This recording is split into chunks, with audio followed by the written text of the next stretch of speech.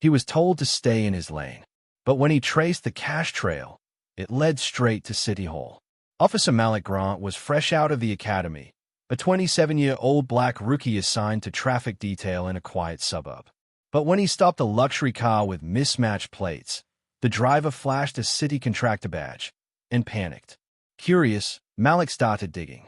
He quietly reviewed city budgets, vendor payouts, and property records on his own time. The deeper he went, the more he saw a pattern: shell companies, ghost contracts, and inflated invoices. His sergeant warned him to drop it. "That's not your job, rookie." But Malik couldn't unsee it. And when his apartment was broken into and his files erased, he knew someone powerful was watching. Malik reached out to an old accounting professor who brought in a trusted journalist. Together, they reconstructed the fraud, millions laundered through fake city projects, tied directly to Mayor Alan Drayton's re-election fund. The exposed dropped. National headlines: FBI raid. Mayor arrested on live TV. Malik didn't even speak publicly, but the headlines read, "Unknown rookie cop cracks city's biggest corruption case in decades." He thought he was too green to notice, too quiet to question. They were wrong. Derek Cole, a 27-year-old rookie cop in Baltimore, was fresh out of the academy, clean record, military background, and idealistic about changing the system from the inside. He got assigned to the city's elite gun trace task force, a decorated unit known for high arrest numbers and cleaning up gang-infested blocks. They welcomed him like family, until he saw what they really did. Derek wants to be a good cop, to protect his community without compromising his integrity. He wants to believe the system can work from within. But when he sees his unit pocket drug money, plant evidence, and blackmail informants, that belief begins to die. Then Internal Affairs approaches him with a file. They've been watching the unit for over a year. They want him to go undercover, against the very men he rides with every day. Wearing a wire to work is one thing. Watching your partner beat a teenager into silence is another. Derek lives a double life. By day, he's laughing with his squad over drinks. By night, he's debriefing federal agents in parking lots and scrubbing blood off his boots. One wrong move, and is not just fired. He's dead. And the deeper he goes, the more he realizes. It's not just one unit. It's a whole network: commanders, judges, even city council members with something to lose. Derek records a deal gone bad. An officer sells seized weapons to a gang leader. The video leaks early, and the task force turns paranoid. They start interrogating their own. One officer disappears. Another threatens Derek, saying, "If any of us go down, you're going first." Derek's cover is nearly blown, until a last-minute sting coordinated by the feds takes down the entire unit during a morning raid. 7 officers arrested. 3 plead guilty. The leader, life in prison. Derek disappears. For a year, no one hears from him. Then he resurfaces, testifying in a federal trial under a new identity. He refuses to join another department. Instead, he writes a book, Thin Line, Undercover in Blue, and becomes a hidden mentor to young recruits in urban precincts. He still walks his city, but not with a badge, with a camera and a conscience. He wanted to serve his people, but his people weren't the ones in charge. Officer Jamal Rivers, a 25-year-old rookie, had just made history in his family. First to graduate college. First to wear a badge. First to walk into the 9th precinct of a southern city once known for civil rights protests. But he quickly noticed something. Black neighborhoods were over-policed, underprotected, and officers like him were expected to just fall in line. His commanding officer, a man known on the street as Captain Kickdown, respected by superiors, feared by civilians, Jamal didn't want a medal.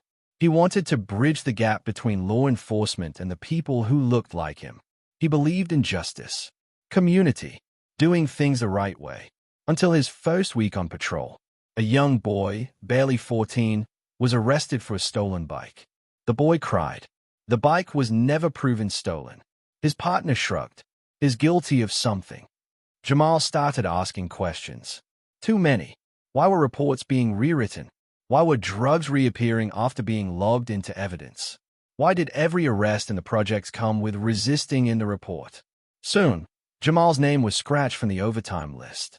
He was sent on patrol alone. One night, he got a call. Officer in need of backup. Shots fired. No one came. That night, his squad tried to scare him straight. Instead of quitting, Jamal started recording. His body cam malfunctioned too often, so he used his phone. He captured, planted evidence, payoffs from a local gang, and even a staged shooting blamed on a dead suspect. With the help of an old friend from law school, now a junior DA, Jamal leaked the footage. It went viral. The city erupted. Protests, media coverage. An investigation was launched. Captain kicked down and 4 officers were indicted. But Jamal, he was forced to resign. He moved to Atlanta, became a legal consultant. Now, he trains new recruits on ethics and accountability. He's never worn a badge again. But every time a cop does the right thing, his mission lives on. Rookie cop Donnell Hughes joined the force thinking he could make a difference. But just weeks into the job, he noticed something strange. Evidence disappearing, suspects set up, and innocent people getting charged. His own unit was running a racket, busting low-level dealers, reselling the drugs, and pinning it all on the vulnerable. When Donnell refused to play along, they turned on him. Framed for tampering with evidence, suspended without pay. But Donnell had one thing they didn't expect. A phone full of recordings. The footage went viral. Protests followed. 4 officers were fired. 2 went to jail. Donnell never put on the uniform again. But he says, "I didn't lose the badge. I reclaimed my name." They said she stole it. A gold Rolex from the evidence locker. What they didn't say, she was never supposed to survive her first year. Officer Tasha Bell, 26, black, newly assigned to the precinct's property room rotation. Quiet, efficient, invisible. Exactly how they wanted her, until inventory went missing. She joined a force to break ceilings, to be the change her neighborhood needed, to show the next girl in line it was possible. But someone wanted her out. A Rolex watch, case closed 5 months ago, suddenly vanishes. Surveillance points to her. Her badge is suspended. Union lawyers vanish. A whisper campaign begins. But Tasha, she doesn't run. She digs. And she finds a pattern. Old cases. Same locker clock. Same missing items. Late one night, she sneaks into the station with a hidden camera and records her former supervisor, the real thief, swapping tags on evidence. She leaks the footage. It explodes online. National media picks it up. #Justice for Tasha trends for days. The detective who framed her? Fired. Charged. Tasha is reinstated and promoted. Not because they wanted to, because they had no choice. It started with a red laser dot on her chest, but it ended with the fall of an entire unit. Officer Omori Jones, a 24-year-old black rookie, was assigned night patrol near Tech District in Atlanta. Quiet streets, low tension, until she noticed something strange. Department drones flying where they weren't supposed to. She just wanted to do her job. Keep her head down, earn respect, and not give anyone a reason to doubt her. But when a drone hovered over her car one night and activated its laser targeting system, she knew something was off. Internal Affairs told her not to worry. Her bodycam glitched. Her requests for drone logs denied. Every step she took, someone was already a step ahead, erasing footage, overriding her reports, gaslighting her reality. She went dark, quit the department for mental health, but secretly began digging. With help from a tech-savvy cousin and a stolen access badge, she hacked the drone control servers and found archived footage. The drones weren't just spying. They were being used to plant weapons at crime scenes. She dropped the files to 3 news outlets. Within 48 hours, the drone unit was disbanded. 3 senior officers were arrested. And Omori? She didn't return to the force. She started her own watchdog foundation, the Red Dot Project, to expose abuse hiding behind the badge. In a department where loyalty runs in the family, one rookie cop found out blood isn't always thicker than the badge. Officer Tiana Ward, 25, was the daughter of a legendary police captain, Harold Hammer Ward. She was top of her class, bright-eyed, and determined to change the system from within. Tiana thought she'd finally earn her father's respect, and maybe help clean up the city's corrupt narcotics division. But things got murky when she found an unregistered locker filled with drugs in his precinct. She made a report, anonymously. But the next day, that same stash was found in her patrol car. Her dad took the lead on the investigation. Cold eyes. No mercy.